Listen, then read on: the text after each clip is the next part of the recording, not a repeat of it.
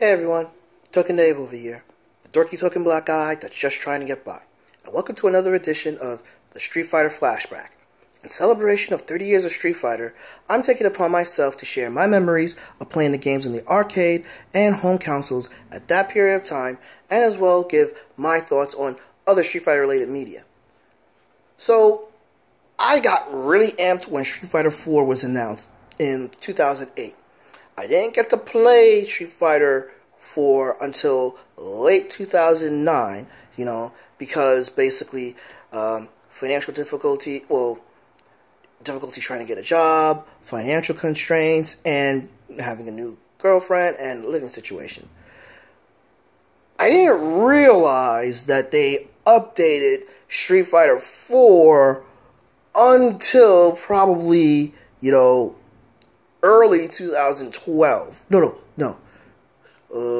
Me and this chick broke up 2000. No. I didn't realize they updated Street Fighter 4 until late 2011, So basically, if I'm describing something that is incorrect, bear with me, guys, because basically, I've only played one edition of Super Street Fighter 4. And that was the edition on PlayStation 3 that had a whole clusterfuck of awesome characters, Now, from my experiences with Street Fighter, usually when you do the second update and everything, it is usually a lot better than what they previously had under normal circumstances. And this falls into that category. See, when I played Street Fighter 4, I initially liked it, but I felt there were some things that could have been added, and there were some characters that I missed that I wanted to actually be included. And boy, did I get that with Super Street Fighter 4, I think it's called the Arcade Edition. That's the one I played. And God, did I get what I wanted in spades, I got the return of some characters from the Alpha series, Basically, I got, characters from the Alpha series, but also characters from other games. Adon was back in this. Thank God. Adon, one of my favorite characters of all time and everything in the Street Fighter mythos and everything. Adon came back. I actually had both Guy back, which was awesome, but Cody came back too, and I gotta say, I enjoy playing Cody a hell of a lot more here than I did in Street Fighter 03, so let me get that out of the way. But Cody being back, amazeballs, We got the Four Horsemen back, which is cool too, but we also got back Gen in this. I'm like, whoa, we got Gen back?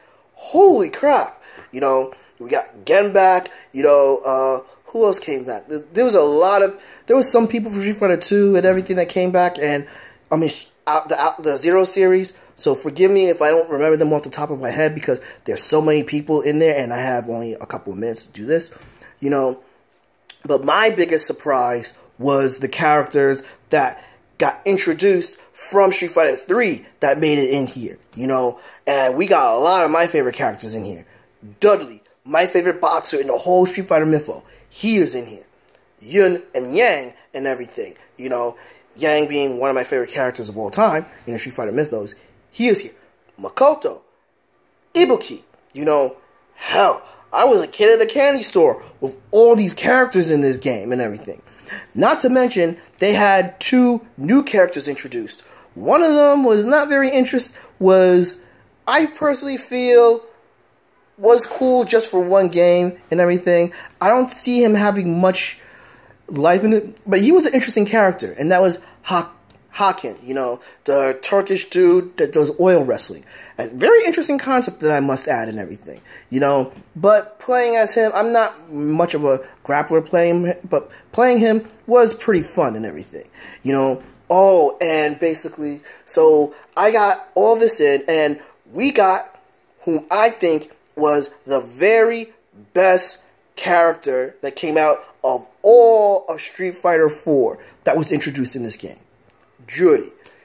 Judy is like, an amazing antagonist, basically. She is actually the Yang, no pun intended, to Chun-Li. her father was destroyed by Shadaloo. But, you know, unlike Chun-Li, whose father was a cop, Judy's father was actually a lawyer going after Shadaloo.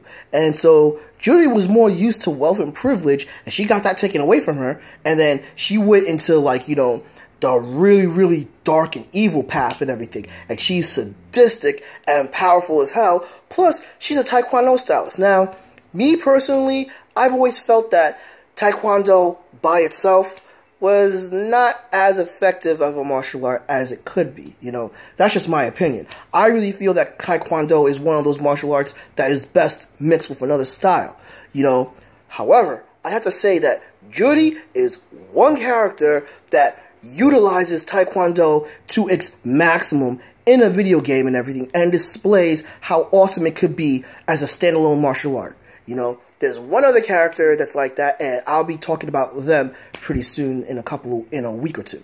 But, you know, Super Street Fighter 4 Arcade Edition was a blast. When I moved in with my godbrother again, you know, and I didn't have my own PS3, but they let me borrow their PS3, I was playing this game non-stop. Of course, I was picking Ken, I was picking Goken, Cody, Yang, you know, nice to play as Makoto and everything, Dudley and all these characters, and Adon, almost every person in this game got improved. Even from the previous games, so anyone that was lackluster, great improvements.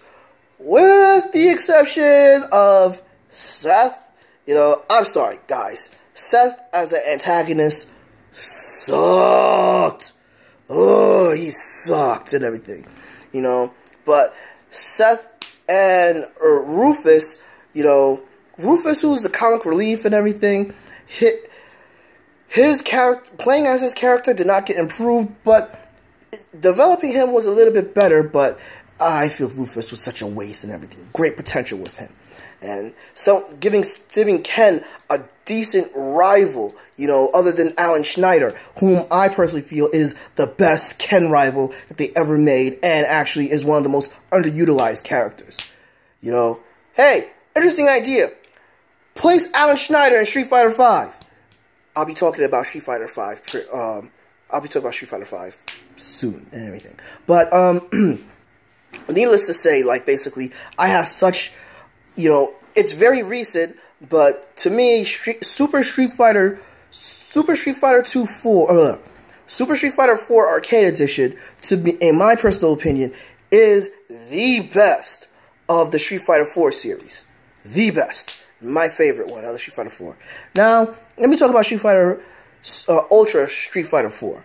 Now, I'm going to confess, like, you know, I played it a couple of times, and, yeah, I prefer Super Street Fighter 4, you know. Yes, it's nice to see Hugo included, you know, it's cool. And it's awesome that we can actually play as Poison in a Street Fighter 2 game and everything, or in a Street Fighter game. The only time I was able to play as Poison was from a Final Fight game, but that was kind of lame and everything, you know. However, Hugo and Poison are not the only people that came back. They brought back Rolento and everything, whom I always felt that was overrated and not really that interesting outside of his Final Fight game and everything. Final Fight, he was awesome. In Street Fighter Zero and everything, man, he was there. And they brought back Elena from Street Fighter 3 into Ultra Street Fighter 4. And guys, I'm not an Elena fan. I'm not.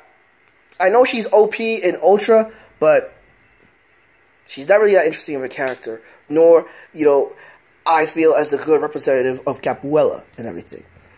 And everyone was talking about the Capri, you know, who was introduced in this game. You know, the unfinished Cammy clone. Not really interested. You know, not really interesting. So, I felt that Ultra Street Fighter 4 was really unnecessary and everything. Like, cool getting Hugo and Poison in, but it wasn't really worth it. But, needless to say, basically, Super Street Fighter 4, you know, everything, amaze balls to the max and everything. Ultra Street Fighter 4, it's there and everything. You know, it's pretty much there. I enjoy playing Super a hell of a lot more and everything.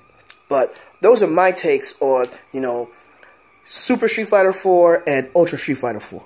You know, Do you guys have any memories of these games? Please, or do you guys have any other comments? Drop them below.